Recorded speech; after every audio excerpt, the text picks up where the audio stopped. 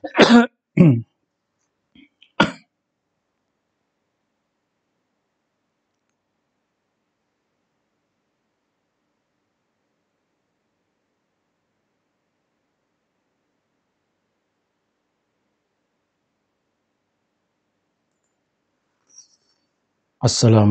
warahmatullahi wabarakatuh. Bismillah walhamdulillah wassalatu wassalamu ala rasulillah amma ba'd. Saudara-saudariku dimanapun saudara-saudari berada, salam hormat, salam takdim, salam sejahtera untuk kita semuanya. Semoga kita selalu dalam keadaan sehat walafiat. Terima kasih kepada saudara-saudari semua yang telah mengikuti channel ini. Semoga ini memberikan manfaat bagi saudara-saudara kita, wabil khusus teman-teman yang masih belum terpapar doktrin Habib-Habib yang ada di Indonesia. Saudara-saudara sekalian, saya ingin mengajak saudara untuk melihat tulisan Habib Rumel berikut ini, kaitannya dengan pernyataan Habib Jamal bin Toha Ba'agil yang menuai protes dari banyak pihak. Inilah tulisan Habib Rumel Abbas, pembela nasab Ba'alawi, yang ditugaskan untuk mencari kitab sezaman ke negara antah berantah dan pulang dengan membawa fotokopi atau catatan kitab, tidak tahu kitab apa itu, yang jelas bukan kitab Kama Sutra.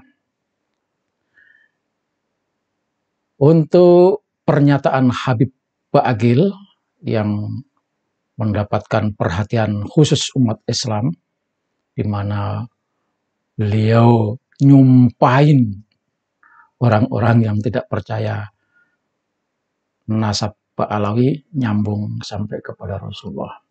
Inilah tulisan Habib Rumel dalam postingannya di akun pamitnya ngantor.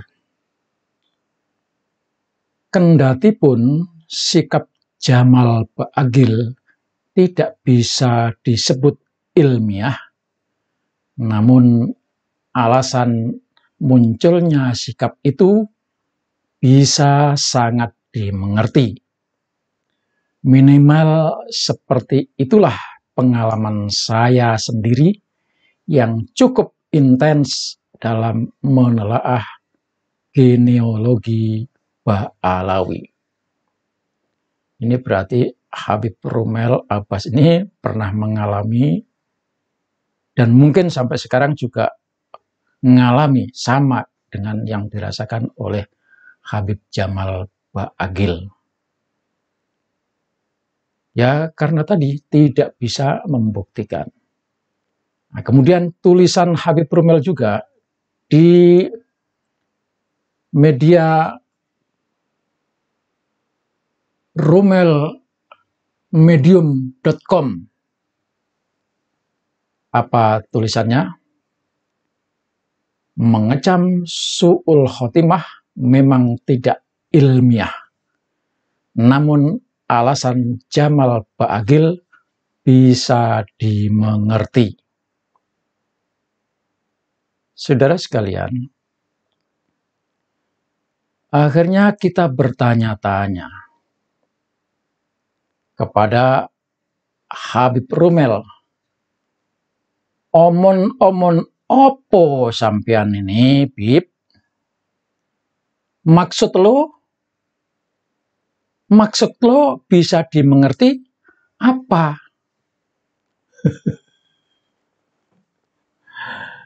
Ini pertanyaan yang mesti dijawab. Karena tidak mungkin dijawab, maka saya membuat pertanyaan, dan pertanyaan itu tentu berdasarkan wajah yang nampak ketika Ba'agil menyampaikan pernyataannya itu. Kita bisa melihat wajahnya, waduh, kasihan, wajah yang dalam situasi ya, wajahnya dalam situasi di mana beliau mungkin panik, entah bagaimana. Tapi pernyataan yang ingin saya sampaikan kepada Romel, maksud lu, ini saya tanyakan lagi, Habib Romel, maksud bisa dimengerti itu, berarti kan kita harus melihat latar belakangnya, kondisi yang dialami oleh Habib Jamal Ba'agil itu. Maka saya pertanyakan, apakah Habib Jamal Ba'agil itu sedang stres?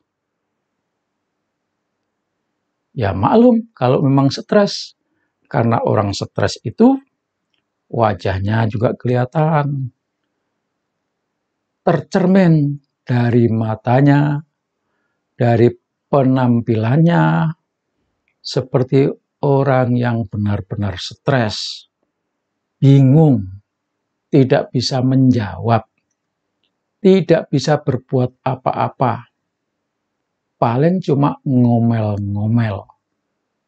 Karena tidak bisa mikir, orang stres itu. Nah, yang dipikirkan adalah bagaimana dia bisa mengeluarkan unek-uneknya. Itu. Pertanyaan berikutnya, Habib Romel, apakah Habib Jamal harus bisa dimengerti itu ketika itu Habib Jamal Ba'agil sedang mabuk? Kalau memang mabuk, berarti dia asal ngomong dan mungkin tidak paham, tidak mengerti apa yang diomongkan. Nah, karena selama ini hatinya gondok, kesel, marah, dan itulah yang tersimpan di dalam otak bawah sadarnya. Ketika dia tidak sadar, otomatis akan keluar sumpah serapah, hujatan kepada orang yang selama ini dianggap sebagai menyakiti dirinya. Habib Jamal Ba'agil merasa dengan adanya orang yang menanyakan nasab dan berlanjut dengan membatalkan nasabnya, sakitnya tuh di sini, di dalam hati. Dia udah nggak sadar, tapi yang tersimpan dalam otaknya ketika mabuk itulah keluar. Jadi dia nggak sadar. Pertanyaan berikutnya adalah, apakah Habib Jamal sudah tidak waras lagi? Kalau sudah tidak waras, ya namanya juga tidak waras. Tidak waras itu bisa saja, ya, tidak waras itu bisa saja nih.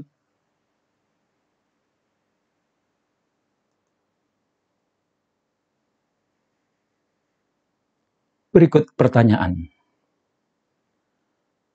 Apakah yang lo maksud bisa dimengerti itu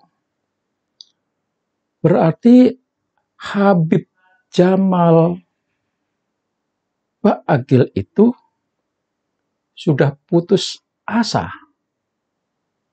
Nggak ada cara untuk membuktikan kalau dirinya adalah cucu Rasulullah SAW.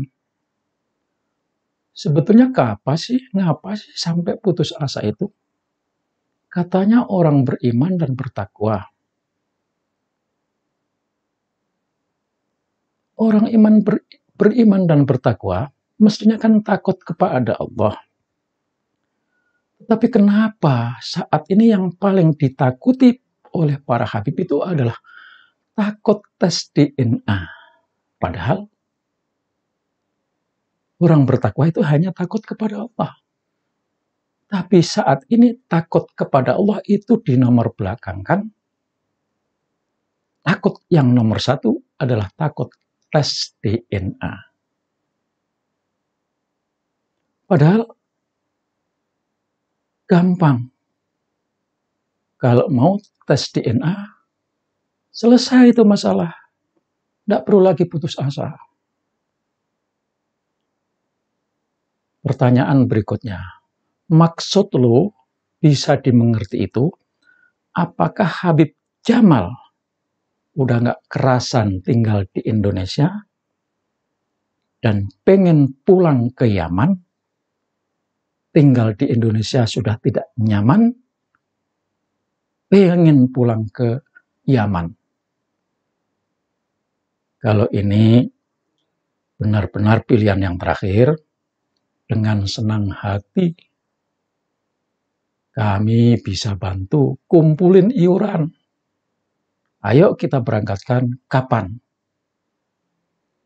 Jawab Saudara Habib Rumel melalui komentar ini. Saya akan usahakan bantu memulangkan Habib-Habib Yaman pulang ke Yaman. Demikian, semoga saudara paham apa yang saya maksudkan dan saudara sadar bahwa keberadaan Habib di Indonesia ini tidak lebih baik daripada dia pulang ke Yaman. Bagus kalau mau pulang ke Yaman. Demikian, wassalamualaikum warahmatullahi wabarakatuh.